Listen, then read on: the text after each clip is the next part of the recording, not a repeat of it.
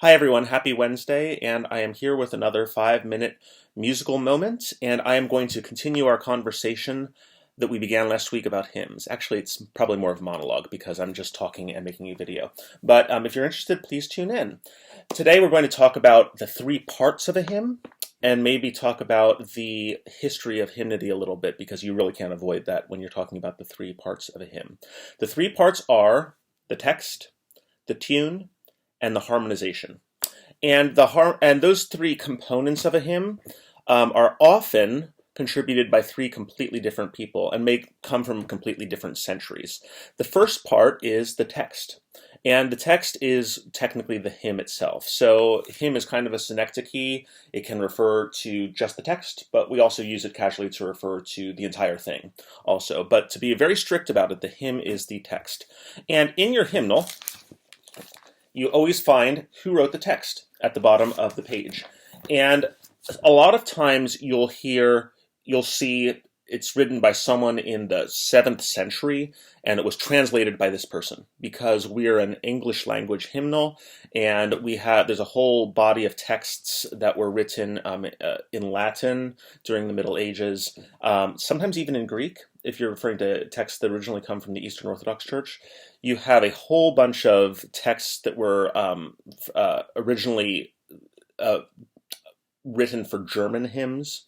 So you'll have Martin Luther, for example. So you'll have his texts and others translated from the German language. And then you have English language hymns from in the Anglican tradition and also in the American tradition, although those are much more recent than the German and the Latin hymns. So when you look at the bottom of the page, the second part of a hymn is the tune, and the tune is in italics in our hymn book. It's often in all capital letters, a font size smaller in other hymnals. But the tune often gives away the origin of the text itself. If it's a long German name, then probably originally that tune was written for a German hymn. If it's Latin, like Veni Veni Emmanuel, it was obviously originally written to be sung as a chant, probably in the medieval era. And if it's an English language tune name, it's probably from the English and American tradition. The tune names that are in English are often named after places, so like the name of a city. We're going to talk about a tune in a couple minutes called St. Louis, and so that's the name of that tune. They could also be named after saints. And sometimes they have names that are very personal to the composer, and we don't really know, unless we do research, why it's named that. But that tune can be sung to multiple texts. So, for example, in our hymnal, we have two different versions of Heiferdal. Bum bum bum bum bum bum bum bum bum bum bum bum bum bum bum bum bum. That uses two different texts in our hymnal, and both of those texts can be programmed. Same thing with Lasst uns erfreuen. That's hymn 400 and 618 in our hymnal. So Lasst uns erfreuen, because of the Alleluias, that's often sung during Easter. That's hymn 400. Ye Watchers and Ye Holy Ones, hymn 618. That's often sung for all saints because it talks about all the saints of God.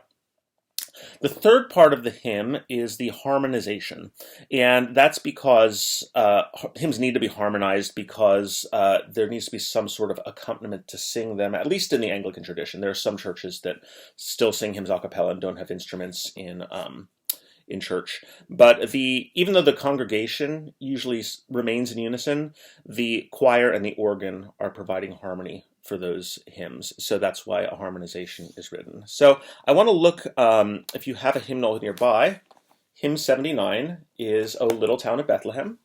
And you can see that the words at the bottom are by Phillips Brooks, and that the music is called St. Louis. And that's by Louis Redner, who's most famous for contributing this tune. He's not a big name in the history of hymnody, but he wrote this very famous St. Louis tune that goes along with the Little Town of Bethlehem. And you'll also see that it's in 4-part harmony. And that's how it's performed. The organ and the choir voices sing that. And sometimes I hear congregation members singing the harmony too. It's usually sung in unison for the first verse before harmony is added.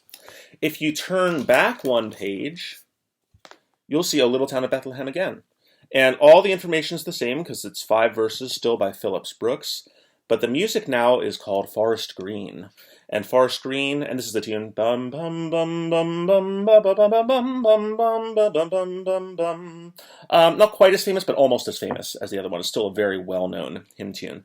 And this was an English folk song that was harmonized by Ralph Vaughan Williams. And Ralph Vaughan Williams, very famous English composer, his real gift to Anglican hymnody was adapting a lot of English folk songs that found their way into the hymnal, the English hymnal 1906, which he was the editor of.